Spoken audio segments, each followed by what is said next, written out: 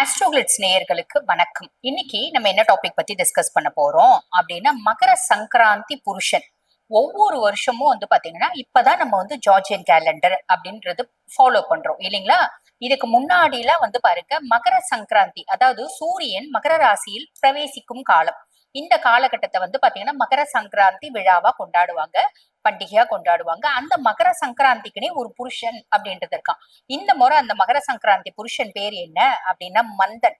அவன் என்ன வாகனத்துல வரான், என்ன ஆயுதம் ஏந்தி வரான், அதே மாதிரி பாத்தீங்கன்னா எந்த திக்கு நோக்கி வரான், எந்த நாள், எந்த நட்சத்திரம், எந்த ராசியில பாத்தீங்கன்னா அவன் உதிக்கிறான் அப்படின்றத பொறுத்து ஒவ்வொரு ராசிக்கும் என்னென்ன இந்த வருஷம் நடக்கும், நல்லது நடக்குமா கெட்டது நடக்குமா, எது எதுல கவனமா இருக்கணும், இப்படி பலவிதமான பலன்கள் அப்படின்றது சொல்லப்பட்டிருக்கு.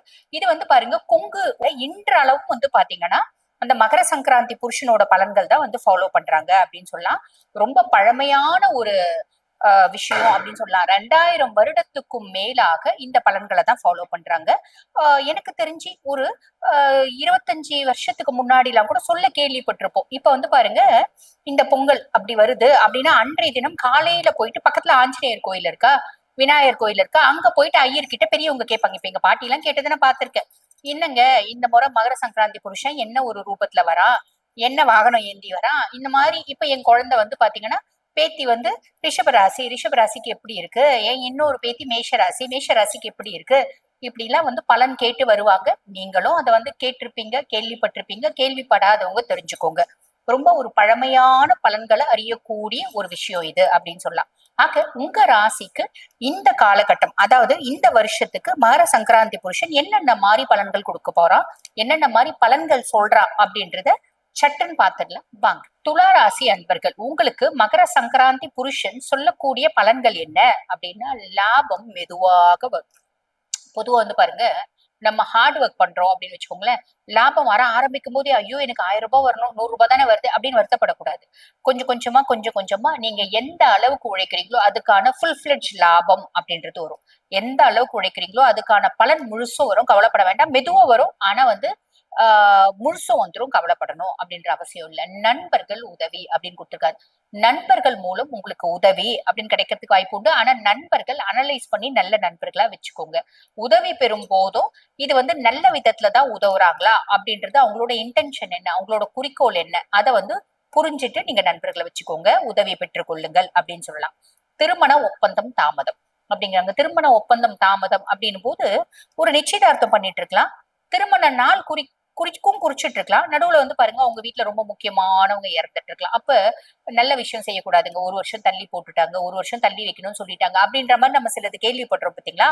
அந்த மாதிரி நிறைய துளாராசி அன்பர்களுக்கு திருமண ஒப்பந்தம் தாமதம் ஆவறதுக்கு வாய்ப்பு உண்டு.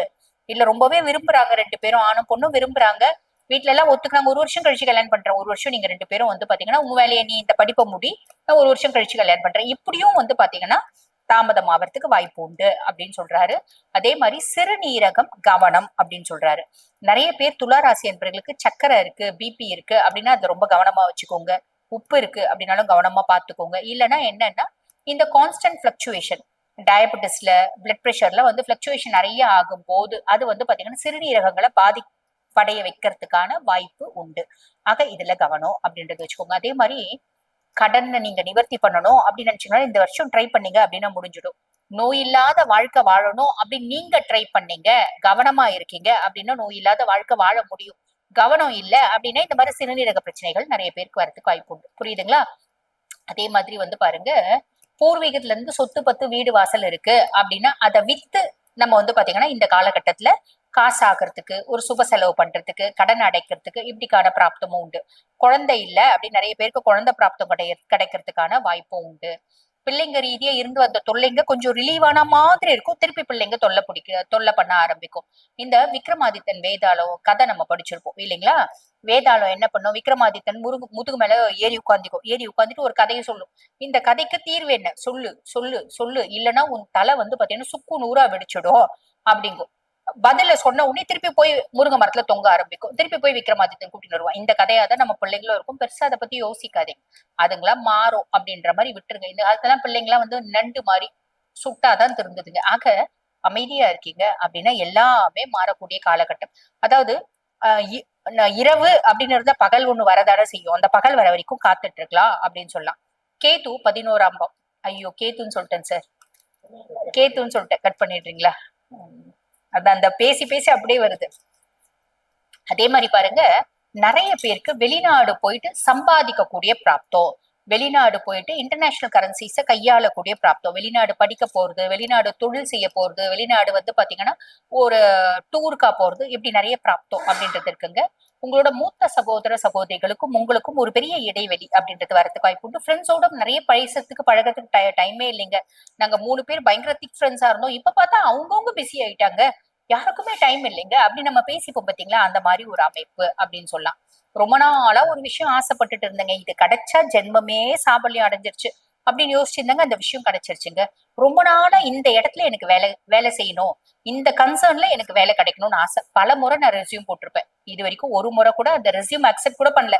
இந்த முறை இன்டர்வியூ கால் ஃபால் வந்து போய் இன்டர்வியூ அட்டன் பண்ணேன். நான் என்னமோ சாதாரணமா தான் அட்டன் பண்ணேன், நான் என்ன போஸ்ட்டுக்கு எனக்கு தகுதி இருக்கோ அந்த போஸ்ட் கிடைச்சிருச்சுங்க அப்படின்ற மாதிரி அமைப்பு. இது வந்து நான் ஒரு எக்ஸாம்பிள் சொன்னேன், ஒரு எடுத்துக்காட்டு சொன்னேன். இந்த மாதிரி என்னென்ன உங்களோட நீண்ட நாள் ஆசைகளோ அதுல ஒரு சிலது நிறைவேறும். அப்பானோட முழு சப்போர்ட் அப்படின்றது கிடைக்கும். வேலை செய்யற இடத்துல வந்து பாத்தீங்கன்னா நிறைய ப்ரெஷர்ஸ் இருக்கும். அந்த ப்ரெஷர்ஸையும் மீறி நீங்க ஹார்ட் ஒர்க் பண்றீங்க அப்படின்னா தொழில் நல்ல டெவலப் ஆகும். தொழில் நல்ல டெவலப் ஆகிறதுனால லாபம் நல்லா வரும். கடைசி நல்ல அந்த ப்ரெஷர்ஸை ஓவர் கம் பண்றீங்க அப்படின்னா, ஒரு இடத்துல வேலை செய்யறீங்கன்னா அந்த வேலை செய்யற இடத்துல நீங்க ஸ்டிக் ஆன் பண்ணிக்கிறதுக்கான வாய்ப்பு உண்டு. குடும்பத்துல நிம்மதி, சந்தோஷம், மகிழ்ச்சி அப்படின்றது வருங்க. அதே மாதிரி எங்களுக்கு நிறைய செலவு இருக்குங்க அப்படின்னாலும் வரவு ஒரு சைடு வந்துட்டே இருக்கும். பெருசா வந்து செலவு கையை கடிக்காத மாதிரி பாத்துக்குதுங்க. வருமானம் வருது அப்படின்ற ஒரு அமைப்பு. என்னோட கம்ஃபர்ட் முதல்ல இருந்ததை விட இப்ப அதிகமாயிடுச்சுங்க. முதல்ல வாடகை வீட்டுல இருந்தேங்க, இப்ப நாங்க சொந்த வீடு வாங்கிட்டோம். முதல்ல 2 வீலர்ல போயிருந்தேங்க, இப்ப கார் வாங்கிட்டோம். எங்க அம்மா வந்து என் கூட ரொம்ப பாசமா இருக்காங்க. அம்மாக்கு உடல் சார்ந்த உபாதைகள்ல இருந்து பெட்டர்மெண்ட் வந்துருச்சு, அதனால எங்க அம்மா சப்போர்ட்டிவா இருக்காங்க அப்படின்ற ஒரு அமைப்பு. அதே மாதிரி நான் முன்னமே சொன்ன மாதிரி கடன்ல இருந்து விமோச்சனம் அடையணும், நோயில இருந்து விமோச்சனம் அடையணும் அப்படின்னு நீங்க நினைச்சீங்க அப்படின்னா முழுசா விமோச்சனம் அப்படின்றத அடைய முடியும். ஆரோக்கியத்துல திருப்பி திருப்பி சொல்றேன், கவனம் அப்படின்றத வச்சுக்கோங்க.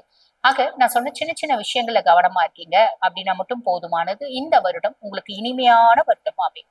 வாழ்த்துக்கள். இப்ப நான் சொன்ன பலன்கள் வந்து பாத்தீங்கன்னா உங்க ராசிக்கு மகர சங்கராந்தி புருஷன் சொல்லக்கூடிய ஒரு பொதுவான பலன்கள். இப்ப இந்த பதிவை பார்த்துட்டு இருக்கோங்க, அம்மா என் பிள்ளை வந்து நீட் எழுதுதுமா, பிள்ளைக்கு எம்பிபிஎஸ் சீட் கிடைக்குமா, ஆல்ரெடி எங்களுக்கு டிவோர்ஸ் ஆயிடுச்சுமா, அடுத்து வர ஒரு மனைவி ஒரு வரன் நல்ல வரனா அமையுமா, குழந்தை இல்ல அப்படின்னு ரொம்ப நாளா வைத்தியம் பண்ணிட்டு இருக்கோம், இந்த காலகட்டம் நாங்க குழந்தையின்மைக்கு பண்ற வைத்தியம் சக்சஸ் ஆகுமா, பூர்வீக சொத்து இருக்கு அது கோர்ட்ல இருக்கு, அந்த ஜட்ஜ்மெண்ட் எங்களுக்கு ஃபேவரா வருமா. இப்படி பல கேள்விகளுக்கு தீர்வு எது அப்படின்னா உங்க சுய ஜாதகம்.